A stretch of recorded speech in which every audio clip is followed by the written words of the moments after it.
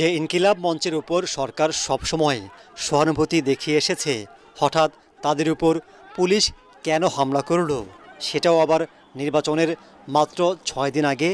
এটা নিয়ে চলছে আলোচনা, সংশয়, সন্দেহ। ইনকিলাব মঞ্চ শহীদ ওসমান হত্যার তদন্ত জাতিসংঘের অধীনে দিতে চায় না, যে আজকে স্পষ্ট হয়ে গেছে। এই উপদেষ্টা পরিষদের একটা অংশ শহীদ ওসমান হাদির খুনের সাথে জড়িত, নয়তো কোনোভাবেই এভাবে আর কি অমানবিকভাবে আক্রমণ করার কোনো প্রশ্নই আসে না, যেহেতু এটা শান্তিপূর্ণ অবস্থান ছিল। এর দায়ভার এই অন্তর্বর্তীকালীন সরকারকেই নিতে হবে এবং আমরা আশঙ্কা করছি তারা যে কোনো মুহূর্তে যমুনায় ডক্টর মোহাম্মদ ইউনূসের উপরেও আক্রমণ করতে পারে। রাতে প্রধান উপদেষ্টার দপ্তর থেকে জানানো হয়, আগামী রোববার হাদি হত্যার তদন্তে জাতিসংঘকে চিঠি পাঠানো হবে।